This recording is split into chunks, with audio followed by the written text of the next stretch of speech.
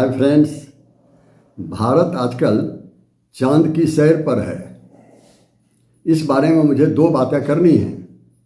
पहली बात तो ये कि भारत सिर्फ चांद पर नहीं बल्कि चांद के दक्षिणी ध्रुव पर है, और दक्षिणी ध्रुव पर पहुंच पाना कोई बच्चे का खेल नहीं होता, बल्कि यूँ कहें कि दक्षिणी ध्रुव पर पहुंचना किसी चमत्कार से कम नहीं होता है।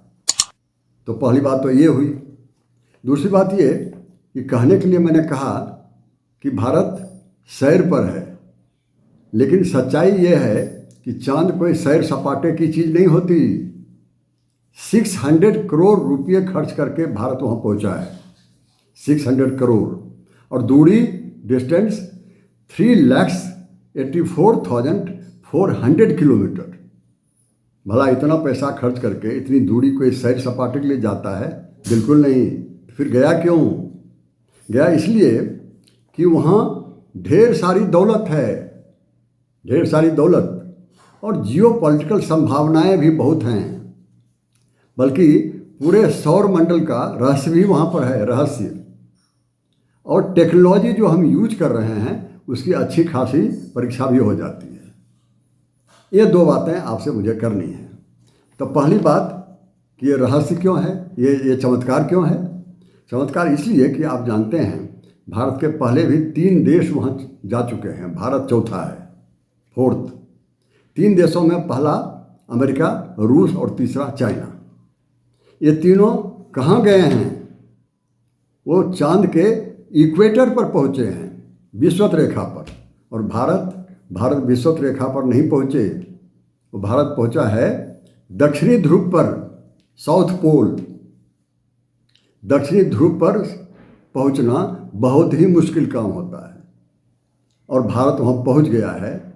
और इसलिए भारत पूरी दुनिया में दक्षिणी ध्रुव पर पहुँचने वाला पहला मुल्क है, पहला देश है, और कोई नहीं पहुँच पाया, न अमेरिका, न चाइना, न रसिया। अब ये सवाल उठता है कि ये बड़ा ही कठिन है वहाँ पहुँचना, वहाँ लैंड करना। ऐसा क्यों? वो इसलिए कि वहाँ जो समतल ज़मीन नहीं है उतरने के लिए, वो बड़ा ही उबड़ खाबड़ है। बड़ी बड़ी चोटियाँ हैं, खाइयाँ हैं, बड़े बड़े गड्ढे हैं, बड़े बड़े। उस पर उतरना बहुत आसान नहीं होता। कोई रनवे वहाँ पर नहीं बना हुआ है। आप जानते हैं कि जिस फ्लाइट पर हम चढ़ के जाते हैं यहाँ ज़मीन पर, एयर फ्लाइट पर, अगर वो 50-100 किलोमीटर से आता है तो उतरने के लिए रनवे बनाया जाता है। लेकिन इतनी दूरी तय करके गया है, इतनी तेज़ी से गया है उबड़ खाबड़ ज़मीन पर उतरने के लिए, आप समझिए कि कितनी कठिनाई होती होगी। ये परेशानी है वहाँ पर। लेकिन भारत पहुँच गया और वहाँ काम करना शुरू कर दिया है। अगर आप तुलना करें कि विषुवत रेखा पर जहाँ पर कि वो तीनों मुल्क पहुँचे हुए हैं और भारत जहाँ दक्षिण ध्रुव पर गया हुआ है, उसकी तुलना अगर करेंगे आपको बहुत बड़ा फ़र्क दिखाई पड़ेगा। वहाँ ज़मीन समतल है, बराबर है, उतरना कठिन नहीं है। लेकिन वहाँ भी वो तीनों बड़ी मुश्किल से पहुँचे हैं, और भारत मुश्किल से नहीं, उतनी परेशानी में भी बहुत आसानी से पहुँच गया है। ये बहुत बड़ा फ़र्क है भारत में और उस तीनों में। आप जान लीजिए, भारत को कम आंकना बहुत अच्छी बात नहीं होती है। अब रही बात कि ये जो वहाँ ज़मीन की तो बात मैंने कही, टेम्परेचर क्या है वहाँ पर? आप देखिए 230 सेल्सियस कितनी गर्मी होती है। 40-45 की गर्मी पर हम यहाँ परेशान हो जाते हैं, वहाँ 230 सेल्सियस है वहाँ पर। कहीं कहीं, सब जगह नहीं, कहीं कहीं। और कहीं कहीं तो ऐसा है ठीक उल्टा कि वहाँ सूर्योदय होता ही नहीं, सालों भर सूर्यास्त ही रहता है। जुगों से वहाँ बर्फ़ के सील बड़े बड़े पड़े हुए हैं जो आज तक पिघल नहीं पाया है। कहीं उतनी ठंडी और कहीं उतनी गर्मी। वहाँ पर पहुँचना भला आसान कहा जा सकता है क्या? कभी नहीं। अब ये जो बात है कि पहुँच तो गए, कठिन है, फिर भी पहुँच गए, लेकिन आगे बढ़ना भी उतना ही कठिन है। अभी 2 दिन पहले की जो खबर आई है, चंद्रयान 3 जो वहाँ चल रहा है धीरे धीरे, उसके सामने एक बहुत बड़ा गड्ढा आ गया। 100 मिलीमीटर का एक गड्ढा आ गया। उसको पार करना एक बड़ी चुनौती थी, लेकिन वो पार कर गया और सफलता के साथ आगे बढ़ रहा है। भले धीरे धीरे बढ़ रहा है, लेकिन बढ़ रहा है और लगातार बढ़ रहा है। ये 3 दिन में सिर्फ 25 किलोमीटर तक पहुंचा है और अपने गंतव्य की ओर बढ़ता चला जा रहा है, और बहुत सारी तस्वीरें भी वहाँ से भेज रहा है। ये सारी बातें हैं। तो ये पहली बात हुई। दूसरी बात ये जो मैंने कहा कि वहाँ पर इकोनॉमिक और जियो पॉलिटिकल सिग्निफिकेंस है वहाँ का। ये जियो पॉलिटिकली क्यों सिग्निफिकेंट है चाँद, ये इकोनॉमिकली क्यों सिग्निफिकेंट है दक्षिणी ध्रुव? वो इसलिए जो तस्वीर वहाँ से भेज रहा है चंद्रयान-3 उस तस्वीर से पता चलता है कि चाँद की सतह में सल्फर भारी मात्रा में है, सल्फर बहुत अधिक मात्रा में मिल रहा है, ये कन्फर्म कर दिया। दूसरी बात जो इंडिकेशन आ रहा है उससे पता चलता है कि वहाँ पर रेयर अर्थ मेटल, आप जानते हैं रेयर अर्थ मेटल किसी भी इकोनॉमी को आगे बढ़ाने के लिए और नेशनल सिक्योरिटी के लिए बहुत ही ज़रूरी चीज़ होता है। बहुत थोड़ा थोड़ा भारत को चाइना से मिल रहा है, बहुत महंगा मिल रहा है, वो वहाँ पर मिलता है, इंडिकेशन है कि वो वहाँ मिलता है। एल्युमिनियम वहाँ मिलता है और कैल्शियम मिलता है, आयरन भी, लोहा भी मिलता है और क्रोमियम भी मिलता है वहाँ पर, टिटेनियम मिलता है, मैग्नीज मिलता है और उसके बाद फिर सिलिकॉन मिलता है, ऑक्सीजन जो हम हवा लेते हैं वो भी मिलता है वहाँ। हाइड्रोजन की पूरी संभावना है, खोज हो रही है। वहाँ बर्फ़ के बड़े बड़े पॉकेट बने हुए हैं जो पिघल नहीं पाए, जैसा कि मैंने कहा आपको, क्योंकि सूरज वहाँ पहुँच नहीं पाता है। उसके साथ ही हाइड्रोक्सिल है, हाइड्रोक्सिल बहुत कीमती चीज़ होती है, वो वहाँ मिलता है। और वाटर ट्रेसेस देख के लगता है कि यहाँ पानी का स्रोत है। अब सोचिए कि पानी का स्रोत है तो कहा जाता है उस पानी को ये रिफाइंड करके ये ईंधन बनाया जा सकता है। ये फ्यूल जो सैटेलाइट जो चल रहा है वहाँ पर चारों तरफ, वहाँ पर वो सैटेलाइट के लिए ईंधन का काम ये कर सकता है। ये पानी सैटेलाइट में पानी की ज़रूरत पड़ती है तो वो वहीं से वो ले सकता है, धरती पर ज़मीन पर आने की ज़रूरत नहीं है। इतना मूल्यवान चीज़ वहाँ पर पता लग रहा है कि वहाँ पर है। अब ये सारी बातें जो हैं, ये मैंने कहा आपको कि ये कैसे पता चल रहा है, ये इसलिए कि जो चंद्रयान-3 यहाँ से गया हुआ है वो तस्वीर हमको भेज रहा है, कुछ चीज़ों को कन्फर्म कर दिया है और कुछ चीज़ों के लिए इंडिकेशन दिया है कि ये संभावनाएं हैं।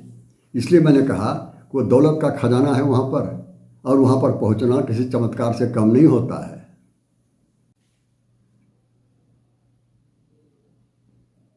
इसके अलावे हीलियम-3 भी मिलता है। हीलियम-3 बड़ा ही काम की चीज़ है, खास करके रिन्यूएबल एनर्जी के लिए ये मिलता है वहाँ पर। और कुछ ऐसे स्थान हैं, जगह हैं चाँद पर जहाँ पर कि लगातार सूरज की रोशनी पड़ती रहती है और तेज़ रोशनी होने से संभावना है वह बिजली बनाई जा सकती है, इलेक्ट्रिसिटी। ये सोलर एनर्जी से बिजलियाँ वहाँ बन सकती हैं। आपने देखा कि वहाँ पर माइंस हैं, मिनरल्स है, गैस है, वाटर है, ईंधन है, ये सारी चीज़ें वहाँ पर हैं। और एक एक जो माइंस मिनरल है वो बहुत ही कीमती चीज़ है, इसीलिए वो दौलत का खजाना है। मैंने कहा इसी के लिए भारत भी गया है और दुनिया भी दौड़ लगा रही है। अब जहाँ पर कि आदमी के लिए, मनुष्य के लिए रहने के लिए क्या चाहिए? पानी है वहाँ पर, वहाँ ऑक्सीजन है, हवा है और वहाँ पर बिजली भी है। तो हो सकता है कि ह्यूमन सेटलमेंट में आदमी को वहाँ रहने में, गांव बना के रहने में, समाज बना के रहने में भी सुविधा हो जाए। तो ये पृथ्वी के अलावे, अर्थ के अलावे कोई एक पहला कोई जगह होगा चाँद जहाँ पर कि आदमी वहाँ बस भी सकता है, ये संभावना है। क्या होगा तो सपने की बात है, आगे देखा जाएगा कि पूरी पॉसिबिलिटी है। अब इन सारी बातों के साथ इसको ध्यान में अगर हम रखते हैं तो देखिए करीब करीब पूरी दुनिया में 100 देश ऐसे हैं जो अर्थ का रिसर्च कर रहा है, डाटा कलेक्ट कर रहा है, पूरी पृथ्वी का डाटा कलेक्ट कर रहा है। ये 60 के 60 देश चाहते हैं कि अब हम भारत के पहुंचने के बाद सोचने लगा है कि अब हम चांद पर भी जाएं, वहाँ का रिसर्च करें। आप सोचिए क्या चमत्कार है ये। बल्कि बहुत सारी प्राइवेट कंपनी सामने आ गई है जो चाहती है कि अपने व्यवसाय के लिए, व्यापार के लिए हम चांद पर जाएं। बहुत सारा दौलत है तो लोग भागेंगे वहाँ पर। और बल्कि चांद पर जाने से एक और फ़ायदा हुआ है कि वहीं से पृथ्वी के निचले सतह पर, अंडरग्राउंड, वहाँ क्या चीज़ है इसकी खोज वहीं से बैठ के कर सकता है आसानी से। जलवायु परिवर्तन, क्लाइमेट जो चेंज हो रहा है उसका पूर्वाभ्यास पहले ही बता सकता है कि गर्मी होने वाली है, बारिश होने वाली है या सर्दी होने वाली है, ये पता चलेगा वहाँ से। कम्युनिकेशन में भी बड़ी सुविधा होगी चांद पर जाने से। रिमोट सेंसिंग में भी बड़ी सुविधा की संभावना है।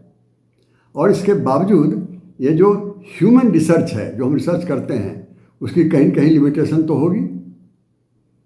उस लिमिटेशन की कैपेसिटी क्या है, कैपेबिलिटी क्या है, ये पता चलेगा चांद पर जाने से। तो ये लिमिटेशन ऑफ ह्यूमन रिसर्च का भी पता वहाँ पर पहुँचने से लग सकता है। ये सारी बातें हुई है। एक बात जो मैंने आपको पहले कही कि भारत वहाँ पर पहुँच गया है चांद पर, और वहाँ दक्षिणी ध्रुव पर पहुँचना बड़ा ही कठिन है। तो आप अंदाज कीजिए कितना कठिन है कि जिस दिन भारत का चंद्रयान 3 वहाँ पहुँचा, उसके 2 ही दिन पहले रूस का भी स्पेसक्राफ्ट वहाँ गया था और चांद के सतह से टकरा के टूट के गिर गया, उतर नहीं पाया। बल्कि 4-6 महीना पहले जापान भी गया हुआ था, उसकी भी वही हालत हुई। और दूसरे की छोड़िए, भारत का जो दूसरा चंद्रयान था जो 2019 में वहाँ गया हुआ था, वो भी टूट के गिर गया था। इसलिए ये चंद्रयान तीसरे का वहाँ पहुँचना बहुत बड़ी बात है। अब रही बात कि ये जो इतने सारी चीज़ वहाँ पर हैं, इतनी सारी चुनौतियाँ हैं, दौलत है, धन है, आदमी के बसने के लिए जगह है, तो आप अंदाज़ कीजिए कितनी होड़ लगेगी। और सारी चीज़ें अनक्लेम्ड है। वो ये कोई नहीं कह सकता है ये मेरा है, ये तुम्हारा है, ये चीन का है, ये इंडिया का है, वो अमेरिका का है, ऐसा नहीं है। अनक्लेम्ड है, क्लेम किसी ने नहीं किया अभी तक। इसलिए सारे मुल्क, सारी दुनिया वहाँ पर जाने के लिए होड़ मचा रही है। हम भी जाएँ तो हम भी जाएँ, व्यवसाय करने के लिए, खोज करने के लिए। तो क्या होगा, जियोपॉलिटिकल कंपटीशन भी होगा, जियोपॉलिटिकल कोऑपरेशन भी होगा, इंटरनेशनल ट्रीटी भी बनेगी, गुटबाजी भी होगी, वॉर भी होगा, सारी संभावनाएं हैं। इसको ध्यान में रखते हुए अमेरिका ने 2020 में एक काम किया है, ये आर्टेमिस अकॉर्ड, एक समझौता किया है कि सबकी सहमति से कुछ हम एक नया रूल बनाएंगे जो सबको मानना पड़ेगा। और उस पर भारत ने साइन किया है। अमेरिका के सारे अलाइज जो हैं, उनके दोस्त हैं, सबने साइन किया है। हालांकि चाइना ने और रसिया ने अब तक साइन नहीं किया है, लेकिन ये संभावना है कि पूरी दुनिया सहमत हो जाए कि किस तरह से वहाँ झगड़े बिना लड़े हुए वहाँ पर सब कोई मिल करके वहाँ पर काम कर सकें, इसकी संभावना है।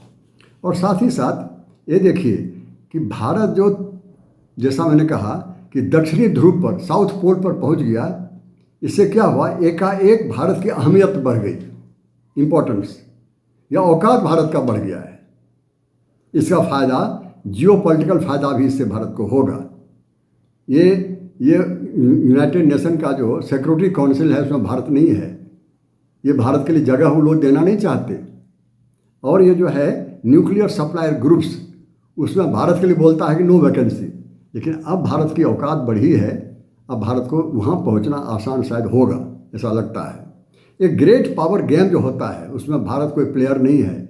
Now Bharat, India can be A player, great power game. दूसरी बात, ये स्पेस टेक्नोलॉजी में भारत सबसे आगे बैठा हुआ है। दक्षिणी ध्रुव पर पहुँच करके कोई महारथी आजकल नहीं पहुँच पाए, भारत पहुँच गया है और सबको भारत की लोहा मानना पड़ रहा है, सबसे आगे बैठा हुआ है। अब इतना ही नहीं, ये जो चांद की सैर कर रहा है ये तो ठीक है, अब सूरज का भी सपना देख रहा है। चांद का सैर करना और सूरज का सपना देखना, आप जानते हैं सूरज पर जाने के लिए 2 दिन के बाद ही सूरज के लिए स्पेसक्राफ्ट जाएगा वहाँ। भारत बड़ी तेज़ी से बड़ी ऊंचाई नाप रहा है। मुझे लगता है कि नेहरू या भाभा या साराभाई के जो सपने थे, वो सपने पूरे हो रहे हैं और उनकी आत्मा बहुत संतुष्ट होगी जहाँ होगी। लेकिन जो भी हो, ये जो वैज्ञानिक हमारे हैं, साइंटिस्ट, उन्होंने तो अद्भुत काम किया है, मिरेकल कर दिया है। ऐसे वैज्ञानिकों को मैं सैल्यूट करता हूँ। और इसके साथ कि मैं बिल्कुल आशावान हूँ कि भारत और आगे बढ़ेगा और बहुत बहुत अचीवमेंट भारत के हाथ आएगा। इसी संभावनाओं के साथ मैं अपनी बात समाप्त करता हूँ। Thank you very much to each and every one of you.